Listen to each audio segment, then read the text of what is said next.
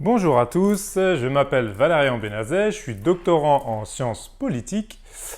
Bienvenue sur cette chaîne YouTube dédiée aux moyens qui permettent d'augmenter sa capacité de compréhension, sa capacité à apprendre tout simplement. Bravo à vous si vous êtes là, si vous avez envie de dédier un petit peu de temps à augmenter cette faculté que personne ne pourra vous dérober et qui vous aidera sur énormément de plans dans votre vie. Alors, thème un petit peu spécifique aujourd'hui, on va revenir sur tous les éléments qui permettent de vraiment traverser une épreuve et en tirer le meilleur. C'est une rubrique un petit peu spécifique qui va plus concentrer des conseils pratiques. Comment arriver à mieux utiliser le théorique qu'on peut voir d'un autre côté sur la rubrique Apprendre à apprendre, mais là, pour des applications concrètes, vraiment pour voir à quoi ça peut servir, être utile ici et maintenant.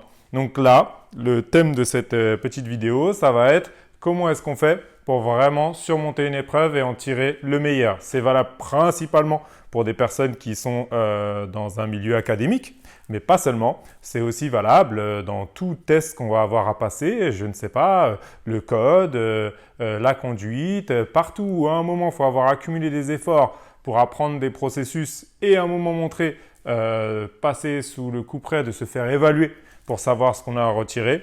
Cette vidéo elle pourra un petit peu vous aider.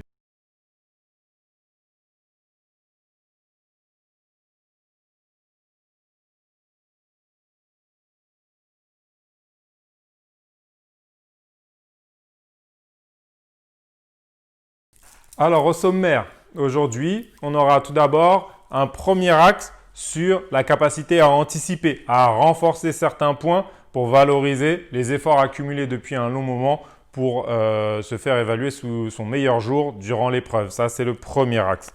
Le deuxième, ça va être le fait de dédramatiser et se relaxer, récupérer un contrôle émotionnel notamment. Ça, ce sera notre deuxième axe. Le troisième, enfin, valoriser votre épreuve. L'épreuve, bien sûr, elle commence bien avant l'épreuve, comme on le verra, mais elle se termine aussi bien après. Il faut aller chercher des choses après. On verra ça dans un troisième point.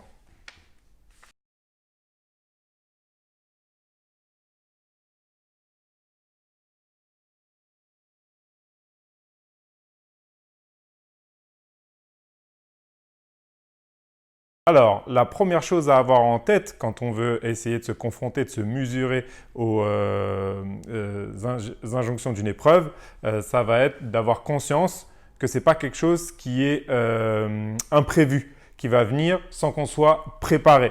Logiquement, parce que c'est une épreuve, parce qu'on a accumulé beaucoup d'efforts, on sait le contexte dans lequel on va être testé. C'est ça vraiment le premier point qu'il y a à avoir en tête quand on va vraiment s'atteler à une épreuve. Il y a aussi une citation d'un de mes professeurs qui répétait souvent qu'un examen ou un concours, ce qui est encore un petit peu différent, c'est encore une version particulière d'un test, un concours, mais un examen en tout cas, c'était un exercice de gestion des pénuries. Et ce terme-là, je le trouve très approprié parce qu'il y a au moins trois dimensions. La première, c'est pénurie de savoir, bien sûr. On a accumulé beaucoup d'efforts pour acquérir un certain nombre de connaissances, mais tout ne nous est pas comme ça accessible, c'est pas si facile. Pénurie de temps, c'est le deuxième grand élément qui va venir nous contraindre durant l'épreuve. C'est ça, c'est que même si on avait pléthore de choses à dire, on n'a pas tout le temps qu'on veut pour bien l'organiser, pour bien le dire. Et enfin, un troisième élément qui est moins mentionné pour vraiment s'armer pour surmonter une épreuve, c'est celui de récupérer un petit peu de contrôle émotionnel sur soi-même, sur ses facultés cognitives durant l'épreuve elle-même, avant et après aussi. On va voir que c'est aussi des étapes à bien avoir en tête. On va donc passer tout de suite à ce premier axe qui est celui de maîtriser le terrain en fait, celui d'avoir en tête qu'on a une capacité à anticiper et à se renforcer face à l'épreuve parce qu'on connaît énormément d'éléments à l'avance. L'idée, je la puise bien sûr dans les manuels les plus antiques de stratégie, notamment Sun Tzu et l'art de la guerre. Il nous dit qu'il faut connaître par cœur son terrain, le maîtriser et que surtout la bataille, elle se gagne bien avant la bataille.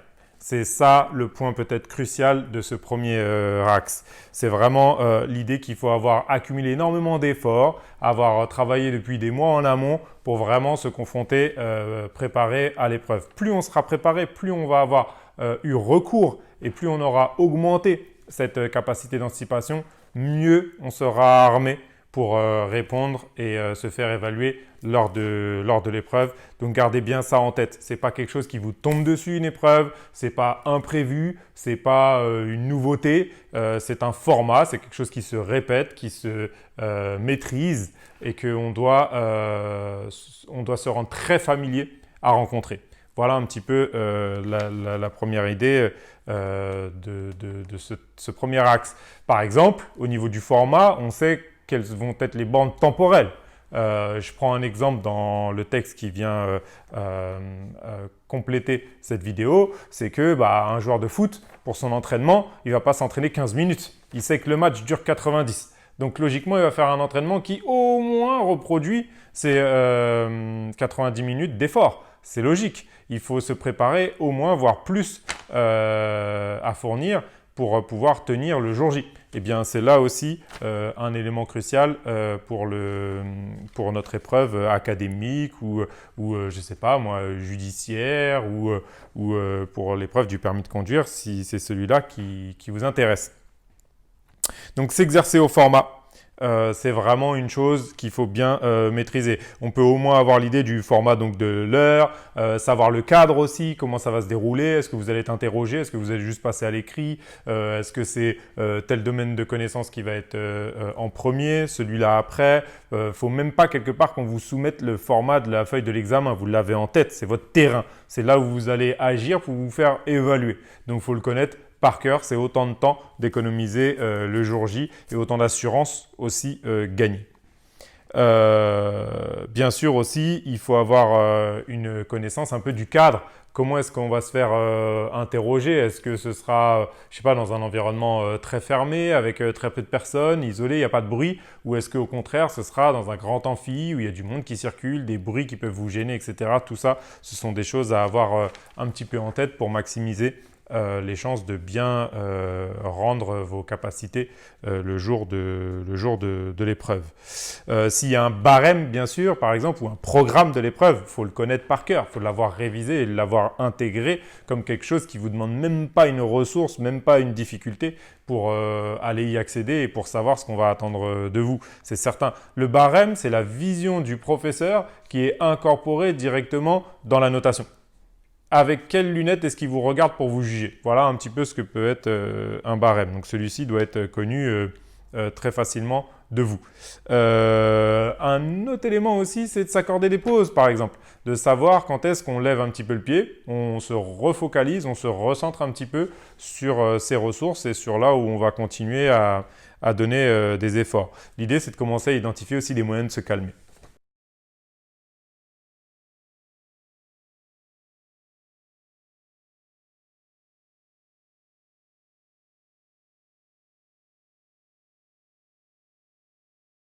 On en arrive à notre deuxième point, celui qui est de dédramatiser et se relaxer.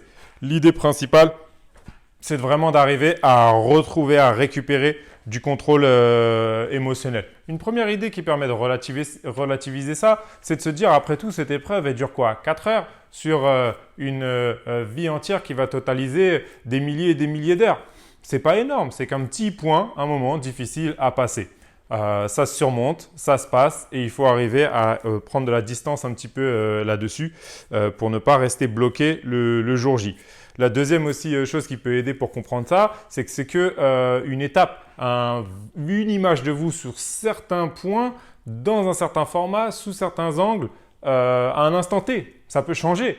Vous pouvez être moins en forme ce jour-là et le lendemain être meilleur. Vous pouvez tomber sur un domaine où vous avez vraiment déjà une compétence et un autre où vous commencez juste à apprendre. Vous pouvez aussi tomber face à l'aléa du sujet, ce qui va être choisi comme thème, qui vous correspond mieux un jour et qui sera moins bien un autre. Donc relativiser tout ça, ce n'est pas une image fidèle, complète de tout ce que vous valez. Il faut surtout arriver à créer une distance par rapport à cette notion-là un petit peu d'ego, de valeur propre par rapport à l'épreuve. C'est qu'une image, la surface. Comme si vous aviez à voir tout un iceberg, et bien là, c'est que le haut qui émerge à la surface de vous à travers cette épreuve. Ça peut changer, il peut tourner. On peut aller regarder en dessous avec une sonde qui serait sous la mer, par exemple. Ça n'aurait pas la même image.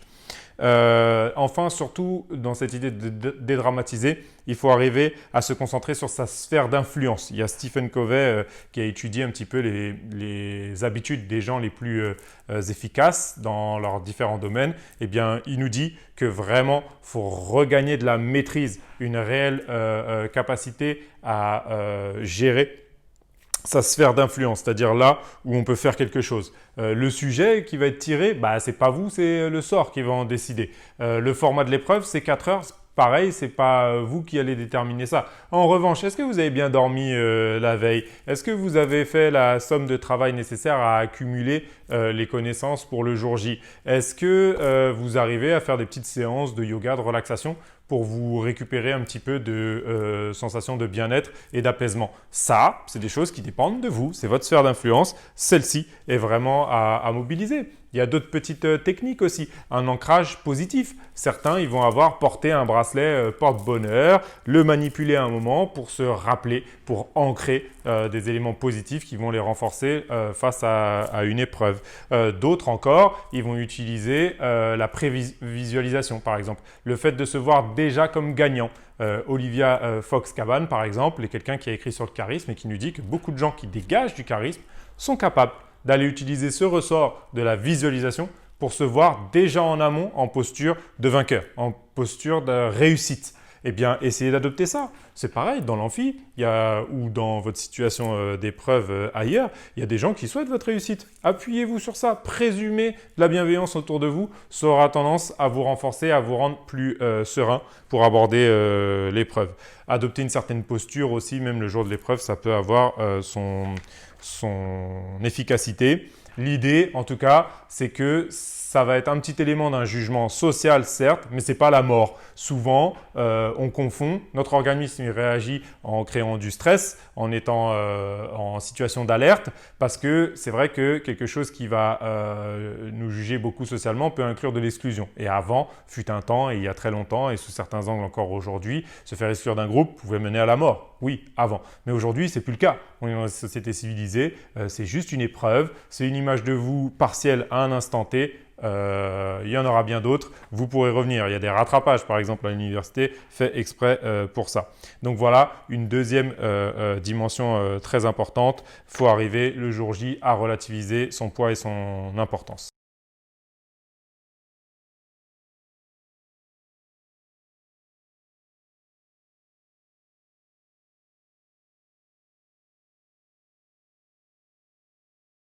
Une troisième étape maintenant pour vraiment valoriser le cadre d'une épreuve, ça va être d'aller justement chercher au-delà de l'épreuve, après l'épreuve. Elle ne s'arrête pas. Il y a quelque chose à en tirer, même après le clic du chrono pour dire qu'on pose les crayons et que c'est fini. Il y a toujours moyen d'aller chercher quelque chose qui va apporter à votre expérience de l'épreuve. Notamment comment? En allant chercher des retours spécifiques. Il n'y a pas que la note qui compte. Bien souvent, je le répète à l'université, et il y a des travaux qui en attestent, des travaux scientifiques. La note, ça peut servir, ça peut être utile de certaines modalités, mais en général, c'est contre-productif. Ça va diminuer notamment les motivations intrinsèques. Ça va être un petit peu trop flou, un petit peu trop difficile à réellement saisir. Alors que des retours spécifiques, c'est-à-dire quelqu'un qui vous fait des commentaires vraiment adaptés au travail que vous avez produit, avec des précisions qualitatives, des choses qui décrivent vraiment. Là, vous avez des points forts, là, vous avez des points faibles, là, vous avez des marges de progression. Ça, c'est quelque chose qu'il faut vraiment aller capter, aller s'accaparer. Et comment est-ce qu'on fait ça? Eh bien, après l'épreuve, on essaye d'aller trouver celui qui nous a fait passer l'épreuve, un professeur si c'est celui qui a réalisé le sujet, des examinateurs si ce sont ceux qui vous ont fait passer l'épreuve de la conduite ou que sais-je encore, à aller trouver les gens qui vous ont noté pour obtenir des retours spécifiques à vous. Pensez par exemple au correcteur lorsque, à la fac, il est à une centaine de copies chez lui avec un café, là, morne, à essayer de mettre encore les 3-4 lignes qui vont le moins l'épuiser, le moins être spécifiques et lui faire avancer dans son travail. Et bien, vous voyez que vous n'avez pas du tout le même gain que si quelques jours, quelques semaines après l'épreuve, vous allez le trouver qu'il est tranquille, pas stressé avec la centaine de copies à gérer et que là, il vous accorde un petit moment spécifique à vous avec un retour individualisé. Ça, c'est vraiment le plus important.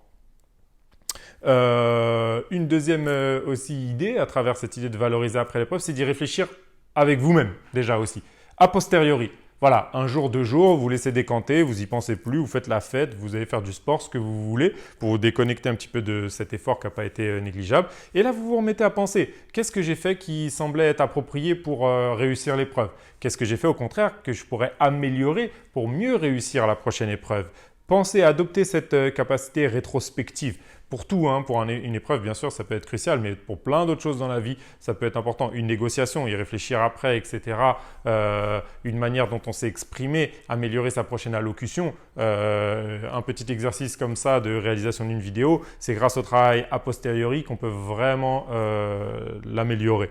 Et bien voilà l'idée. Là aussi, pensez, réfléchissez. Est-ce que j'aurais dû me mettre plutôt proche de la porte de sortie pour pouvoir aller, par exemple, aux toilettes plus rapidement si besoin? Est-ce que j'ai pris un petit peu de sucre pour augmenter mon taux de sucre durant l'épreuve pour pas baisser mes capacités cognitives? Est-ce que j'ai pris une petite bouteille d'eau aussi pour m'hydrater un peu? Est-ce que j'aurais dû prendre plus de brouillon? Moi, en adoptant cette pensée-là a posteriori, j'ai identifié par exemple que je pouvais directement, dès que j'arrive dans la salle, dès que j'ai même pas encore le sujet, hein, mais j'ai déjà un petit réservoir de citations qui semblent pertinentes à ce domaine, sciences politiques, sociologie, psychologie, que sais-je encore.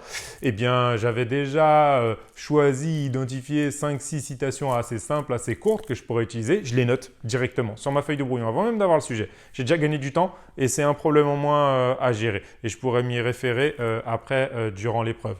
Une autre chose qui poussait encore un petit peu plus loin la logique, c'était d'avoir des accroches, des pistes pour entamer, pour démarrer une copie. Ça, c'était souvent quand je faisais des petites simulations avec des amis où on se produisait des sujets les uns pour les autres. Eh bien, des fois, c'est rare celle-là, cette seconde idée-là, plus rarement elle m'a été utile.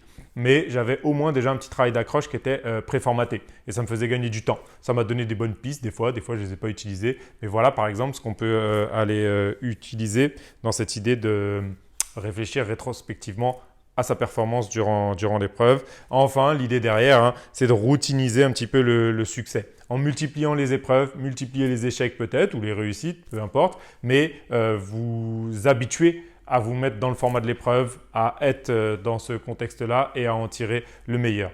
Voilà donc 3 points qui peuvent être intéressants pour surmonter au mieux une épreuve et surtout en tirer le meilleur pour votre progression. N'hésitez pas à vous abonner à la chaîne YouTube encore une fois, à aller faire un tour sur autodidaxie.fr, c'est un espace fait pour vous et il n'attend que vos commentaires